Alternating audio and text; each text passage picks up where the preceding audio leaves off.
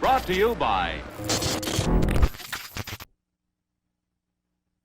All of us have things about ourselves that we wish we could change. Many are able to brush these away and get on with their lives, without paying much mind to these faults, while some of us suffer in a never-ending silence, tormented day by day by the presence of our defects, whether they be physical, social, clinical, or mental. We lose ourselves to them, letting them take ownership of every waking hour, consuming the majority of our thoughts with an unending presence of over-occupying fear. It cuts us off from the world, isolates us, and forces us to slip deeper and deeper into the dark.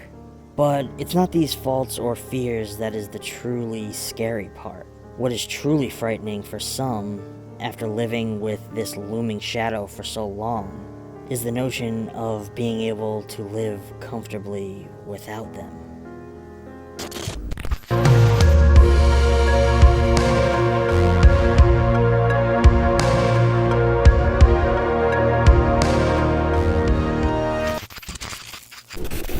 The most extreme immersive horror experience in America is called Blackout.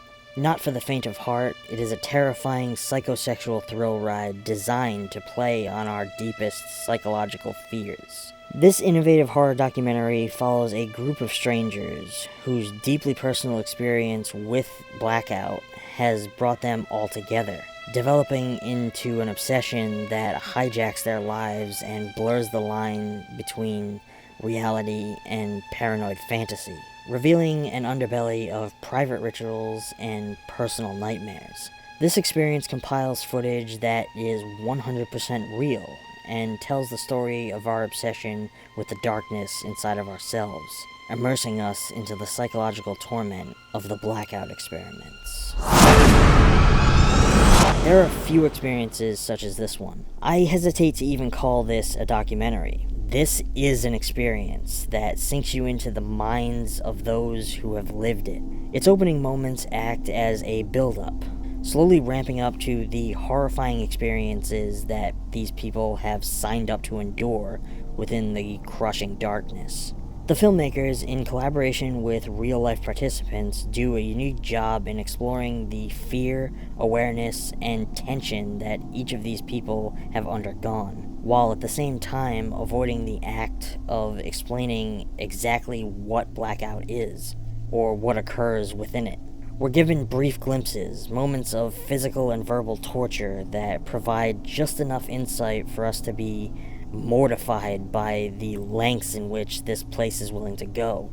Despite the fact that we are following along with them, it takes a while for us to be given a chance to connect with these people. The interview segments are put together in a way that promotes isolation, positioning each person in total blackness, lit by a single light source, or in front of a dull gray backdrop, in an attempt to hone your focus onto them and their words, which I believe further immerses you into the recounting of their experiences.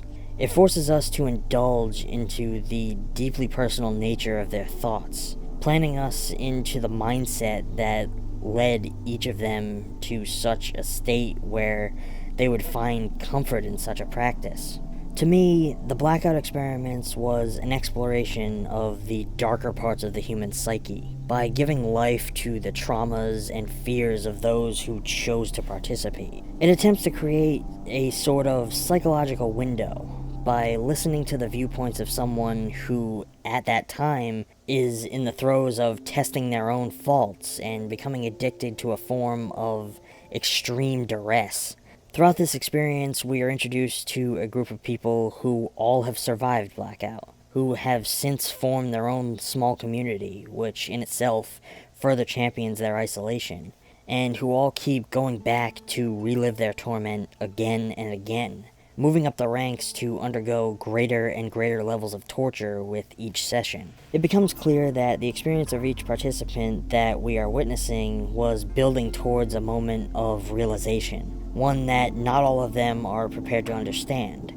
I'm not sure if it was the intention when Blackout first began, But it was indisputable by the final moments that the idea was to put each of them through these extreme versions of their innermost fears, forcing them to face their deepest and most damaging problems, only to then realize that in the end, throughout this process, they have overcome them, and they no longer need to keep reliving these experiences. The constant struggle that each of us faces with our issues can be, at times, exhausting.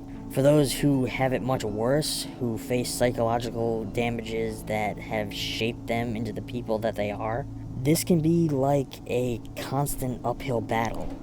It's like never being able to sleep, but having to continue on as if you aren't about to keel over. Each of these participants signed up for Blackout searching for a place where they could not only face the darkness inside themselves, but relinquish control and surrender themselves to the horrors that torment them on a regular basis.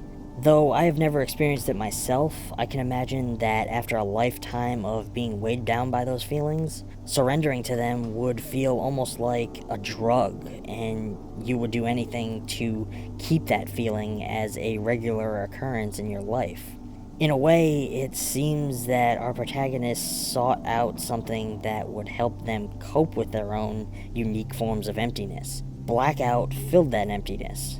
So much so that at least some of them were at first unable to cope with the fact that its experience had lifted the burden that drove them to it in the first place.